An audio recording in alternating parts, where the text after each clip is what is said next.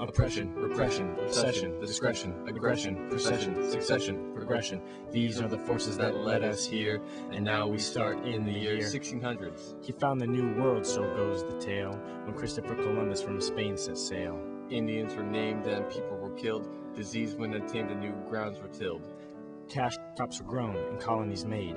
The seeds were sown, though some could not be saved. In 1606, it is told that he found this man named John Smith established Jamestown. Diseases were spread and conditions were tough. People left dead, things were looking rough. Time passed and we learned to progress, though we paid heavily in this colonial success. Indentured servants felt they had their rights taken. That's right, folks, I'm talking about bacon. Another radical thing happened in this era, a deep religious burn. You need some aloe vera? Burn! Many women were burned upon wood piles. Those days were known as the Salem witchcraft trials. So this concludes the 1600s, but the story goes on, along with the blunders. The 1700s shaped our nation as we know it. The rap for this century will hopefully begin to show it. Trivial times resulted in many years being formed.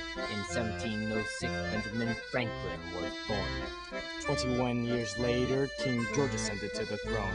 The John Peters Unger trial was one that was well known. You should know that. In 56, England declared the French and Indian War. Because of this, colonial ties strengthened even more. Good day. Many intolerable acts were passed and abhorred. The colonists grew tired and the Sons of Liberty were formed. No taxation without representation was the call of the nation. The Boston Massacre led to a new declaration. But where's the common sense? Asked Arthur Thomas Paine. Competition in the colonies soon started to reign. Loyalists and patriots left to fight the battle out. Independence is what it was all about. The Revolutionary War was fought and barely won. The Treaty of Paris recognized America as its own nation. Here we will end America's 18th century. But many more trials will plague our nascent country.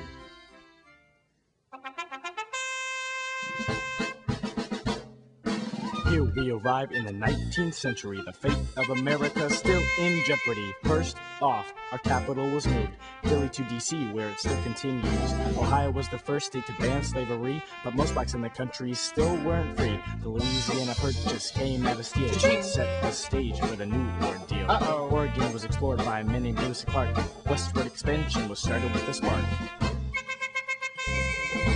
Aaron Burr shot Alexander Hamilton. Tension in America was at a new maximum. Living in America were anything but swell. This led up to the War of 1812. Missouri Compromise underlies our effort to harmonize. Underground Railroad, beacon of light. Addison held slavery's plight. Panic strike. What the hell?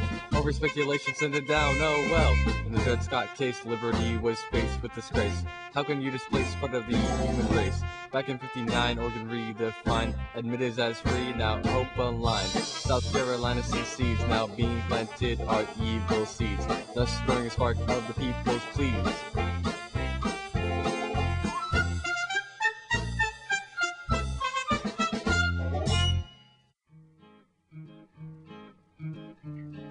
I was an old man. World War I, World War II, the Vietnam War, the Korean War. You've forgotten it all, but I lived for America, America, America. The 1900s opened out with Mr. Theodore Roosevelt becoming a president. What he did was he fought, and he fought all he could to keep big businesses doing what they should. America in flight, and in 1903, the Wright brothers invented a new flying machine. Then came Mr. Ford with his new Model T, which transformed the way that we got from A to B. Progressivism brought new changes to the nation. The ideas from the movement eased much of the frustration. Something had to be done about the blacks being lynched. The NAACP was formed to put an end to the madness. In 1914, the First World War began. We entered with the knowledge of the Zimmerman Plan. And in another year's time, we were able to sign the war now over at the Treaty of Versailles. But the stock market crashed in fateful 29. Depression left people feeling completely asinine. A quarter of the nation was left unemployed. It seemed a leader could fill the deepening void. But in 1933, there came an answer to our plea. Franklin Delano Roosevelt had come to set us free, while an evil force was germinating within Germany. Hitler rising to power, a hard thing indeed. But in 1941, tensions were escalating. Japan's fierce attack like Pearl Harbor devastated. But we wouldn't just take a blow like that at bay, so we rebuilt our fleet and struck back at Midway. It was Pearl Harbor that brought us into the war, but this great nation fought and came out better than before. Big Three met in 1943. They began to conspire against Hitler's bucketry. We all came together on D-Day, not even Hitler's Nazis to keep us at bay. We took all the beaches, sword, Juno, and gold, not to mention that Omaha and Utah holds. We dropped the A-bomb right on Japan. Nothing they would do could stop our plan. We won the war, left Europe in scraps. Our Marshall Plan helped stop the collapse. In 49, we made the NATO treaty. We stopped the world from getting little greedy. Very next year, we entered a war with gun. Those who knew they thought they would run.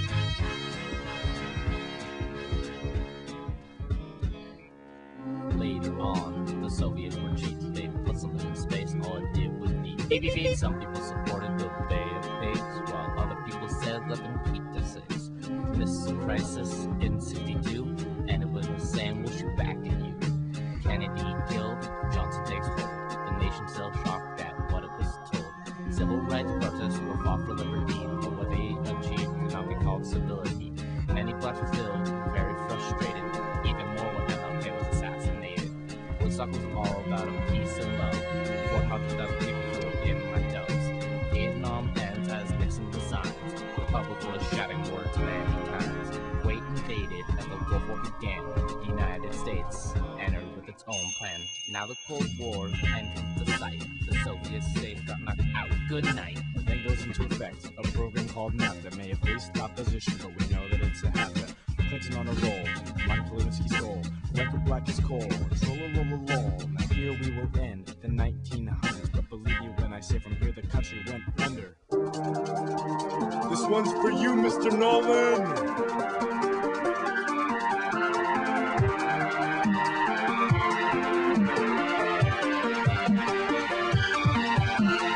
Now we will enter the decade of Y2K.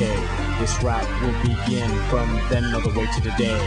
Bush versus Gore stirred up an era of controversy, but in the end George W. got the presidency.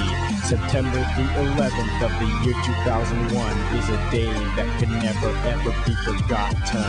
Americans came together as they never before had done, but we would remain forever changed a vigilant nation.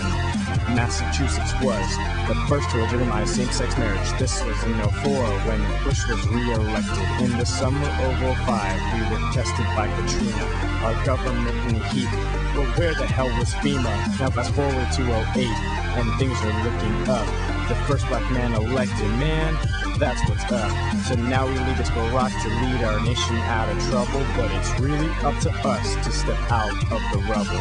So this concludes our raps. Hope you've enjoyed them as such. This has been Sandy DeCourcy, Sherborne, and Reese. Thank you very much. Oh my God!